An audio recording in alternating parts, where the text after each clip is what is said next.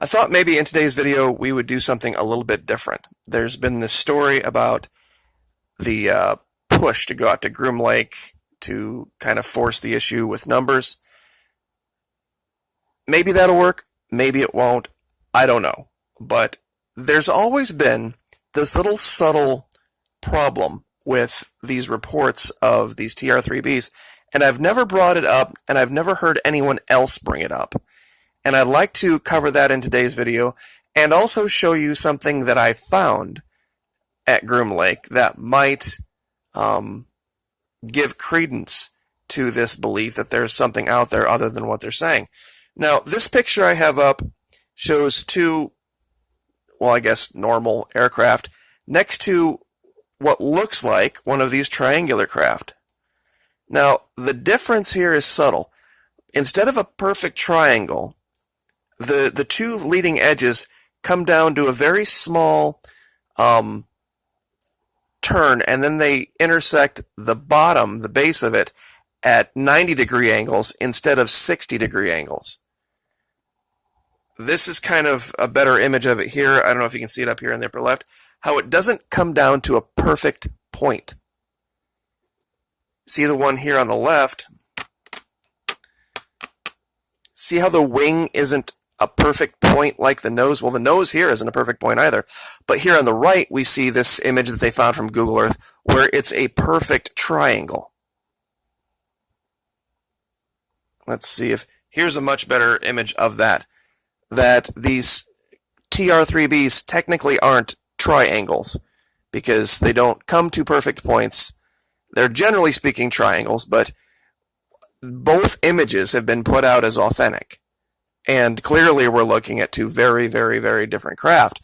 I think what we're looking at is probably the ones that are perfectly triangular are authentic, and the ones that are like this are probably reverse engineered by our government, and that would be a way to tell those apart. So I've never seen anybody say, hey, what's the deal with this hiccup? Why do some of these have cut off edges? Why do some of them show up as perfect 60 degree, 60 degree, 60 degree equilateral triangles, and some of them have either rounded edges or they have these, I guess, cutoffs, for lack of a better term here. It's odd, because you would think if it was a technology that an advanced race had mastered, that they would have a design that worked and they would stick with that design. I mean, when we, create, for example, an Arleigh Burke-class destroyer, looks, all of them look identical. Couldn't tell one from the other. I mean, they might have some small differences, but this would be a major design change. So, anyway, that's something I thought I would like to discuss with my audience, but also at Google Earth Pro. Now, this is the Groom Lake facility, and I could talk for an hour about how different the mountain structures are down here versus Antarctica, or I should say up here, I guess, versus Antarctica. But most of the people that go to Groom Lake or go to Area 51, they try to look right at the barracks. They look right at the hangars to see if they can catch the edge of something or see if they can catch something in flight. Well, way out here off to the east, there is this little tiny scrabbly road. It's not paved or anything. But out in the middle of it, there is this very clearly cleared away perfect square. And when you zoom in, you see this perfect-ish triangle. Now, if this were a place where they were launching and landing, there would, of course, be probably some areas that didn't look so perfect. But this is very clearly a triangle when you look at this. And the odd thing about it is that it's equidistant on all three sides. When you measure this out, it's exactly 100 feet by 100 feet by 100 feet, which would preclude any natural formation. The odds of something like that being natural out here is remote, especially when you look at the fact that they've clearly cut away the scrub in a perfect 90-degree square here. And of course, these sides are all equidistant as well. And to give you an idea where this is from the main barracks, or the main hangars. That's over here. This is usually where everybody looks. Here's the big lake bed. But way over here, out on this little scrabbly road, that there's really only 2 ways in and 2 ways out, you find this very curious formation. And given everything that we've seen out there, I don't really know how you could mistake this for anything else.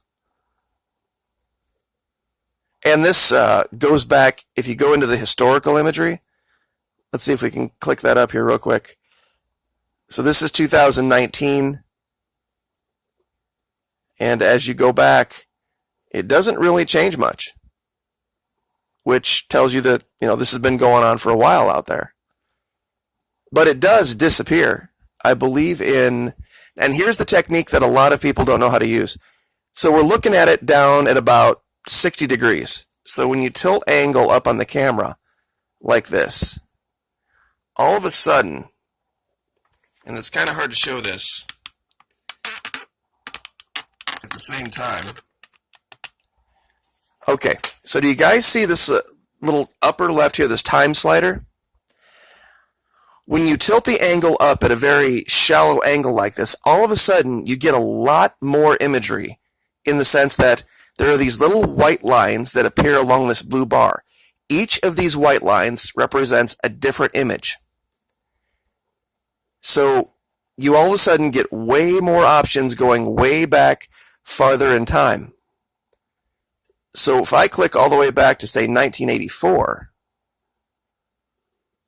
as you can see, it's gone. Wasn't there in 84, 85. And there it is at the bottom of the screen. This is sometimes the things they miss.